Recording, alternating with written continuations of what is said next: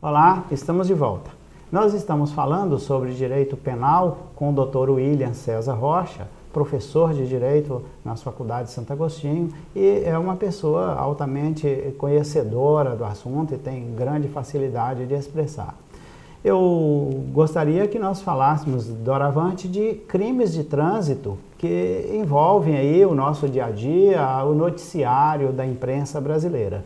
Eu pergunto ao Dr. William os seus conceitos, suas definições para negligência, imprudência, imperícia e sobre dolo eventual e mesmo sobre o conceito de dolo e como que a imprensa trata essa questão do dolo aí quando se trata de crime de trânsito.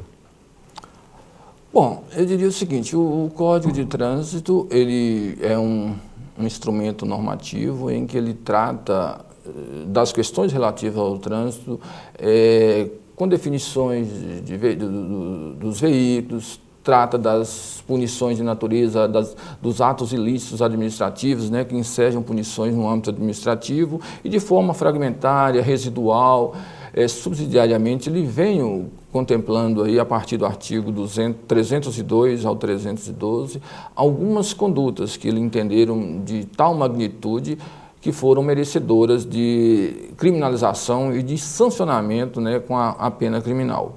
E dentro desse universo de infrações, nós temos lá o crime de homicídio culposo na direção de veículo automotor, definido no artigo 302 do Código Penal, e o crime de lesão corporal culposa, definido logo no dispositivo seguinte, no artigo 303. Então, eu diria que o crime de homicídio culposo talvez seja a conduta delituosa mais frequente, né, muito frequente na atualidade, em razão do incremento, né, do grande número de veículos circulando em vias públicas, né, muitas vias deficitárias.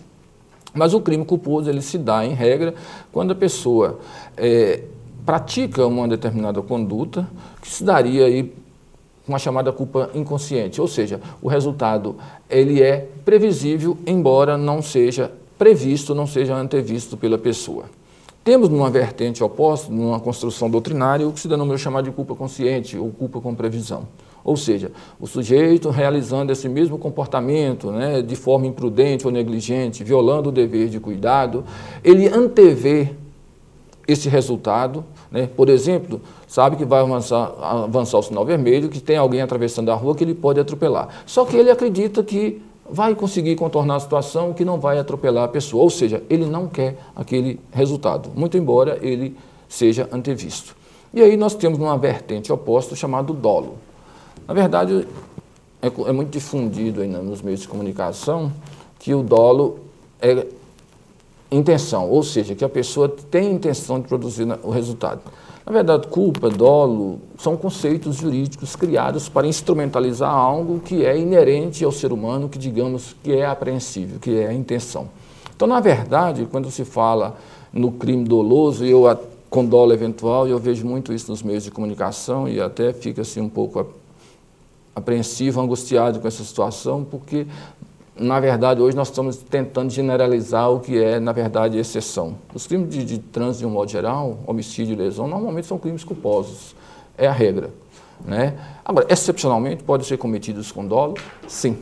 Então, se nós entendermos dolo como um conceito jurídico a ser utilizado pelo intérprete, seja o delegado de polícia, o promotor público, o juiz, para instrumentalizar algo que é apreensível, que é a intenção, o que o intérprete vai fazer é buscar naquele fato. Ora, o sujeito teve a intenção de produzir o resultado, dolo direto, ou assumiu o risco de produzir esse resultado, ou seja, esse resultado para ele era algo indiferente, entre praticar a conduta ou deixar de fazê-lo e produzir o resultado. Ele optou por praticar a conduta, foi indiferente, por exemplo, ao ato de atropelar alguém. Aí sim, o intérprete poderá classificar essa conduta como dolosa, a título de dolo eventual, correto? Aí que cria a grande dificuldade. Se no plano teórico, digamos, é até relativamente fácil você discernir dolo eventual de culpa consciente, isso assume uma complexidade muito maior quando você leva isso para o caso concreto, né? Na função do intérprete, na verdade, naquela situação real concreta, é buscar qual foi a real intenção daquela pessoa. ela atuou com indiferença com relação àquele resultado que ela produziu, resultado esse antevisto, né? Atuou com indiferença a ponto de assumi-lo. Essa é a grande dificuldade. Então, normalmente se diz, o sujeito praticou o crime com dolo eventual, ele assumiu o risco de produzir. Agora, onde está demonstrado faticamente essa assunção de risco? Porque o dolo não se presume, ele tem que ser comprovado, né? E a grande dificuldade na prática é essa. E às vezes, professor Valdir, que todos os operadores de direitos, eles devem atuar como operadores garantistas, porque senão você vai afetar direitos de outras pessoas, seguramente. Então, essa classificação ela deve ser uma classificação muito ponderada, com muita lucidez, baseada em fatos, né? E não em meras presunções. Né? Dizer simplesmente, houve assunção de riscos sem que se demonstre isso faticamente, eu diria que é uma aventura muito, muito arriscada, a ponto de comprometer direitos, né, daquela pessoa que está sofrendo a intervenção do agente público.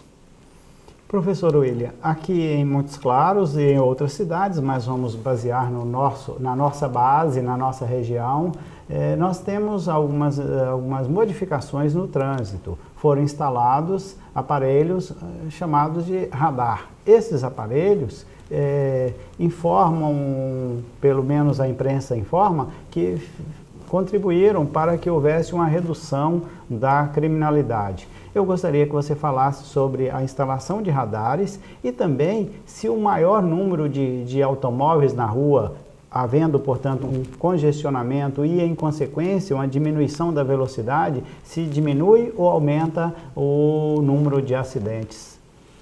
Ô, professor, sem dados, né, concretos para te responder isso, porque eu não estou em atividade mais como delegado de polícia, mas eu percebo isso visualmente, eu vou tomar como referencial a região onde eu moro, ali na região do Morada do Sol.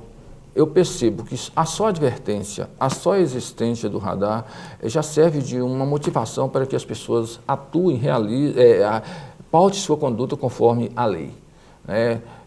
Na verdade, todos nós temos que pontuar a nossa conduta conforme o direito, né? Conforme aquilo que está previsto em lei. Mas o homem é, por natureza, muito refratário a esse tipo de atitude, ele gosta de desrespeitar. Mas eu diria, assim, pelo que eu tenho percebido, e passo lá todos os dias, que só o fato de haver um limitador de velocidade com a indicação de que existe radar, as pessoas têm procurado dirigir, né, dentro do limite de velocidade, e se o fizerem, a possibilidade de acidente ela reduz drasticamente, sabe? Então, tem um efeito positivo. Eu vejo ali na Avenida Mestre Fininha, ali no sentido Parque Municipal Centro, por exemplo, onde tem um radar, eu nunca mais vi acidente ali, então tem um efeito muito positivo. Nós não precisaríamos dessas regras muito rígidas para conviver, né? Mas, infelizmente, o ser humano, ele exige isso, né? E se não tiver, se faltar sinalização, professor, vou te falar, vira um caos. Ninguém respeita o cruzamento de maneira nenhuma. Na verdade, a regra penal existe porque as pessoas ultrapassam a regra moral, né? Se todo mundo se pautasse dentro da moral, não precisaríamos da regra penal, do direito positivo, na verdade. E naquele caso, doutor, uma rua que tem um grande número de carros parados, congestionada, aquele engarrafamento, diminui ou aumenta o número de acidentes de automóveis? Às vezes a gente imagina, você já está engarrafado, não está andando, não vai ter acidente, mas olha bem, as pessoas tendem a ficar mais irritadas, mais tensas, elas tendem a achar saídas, tendem a tentar compensar isso, né, quando acham oportunidade de poder desenvolver.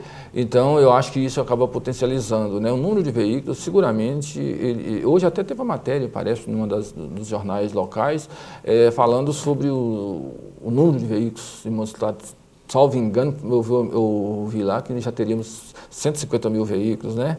Então seria quase um veículo assim, para cada 2, 3 pessoas, né? Aí é muita coisa, é muito veículo e nós não temos espaço ainda para absorver esse grande número de veículos. Aí a gente vai viver essa situação aí, mas o poder público está atento a essa realidade e vai buscando as suas alternativas, né, as equações dessa problemática toda aí, né. Agora, se isso tem incrementado o número de acidentes, eu não sei, mas que potencializa bastante, isso sim, sem dúvida. Nós tivemos o privilégio de conversar com o Dr. William César Rocha, a quem agradecemos pela concessão da entrevista e pedimos ao nosso telespectador que nos espere, porque, em querendo Deus, amanhã voltaremos com uma entrevista diferente.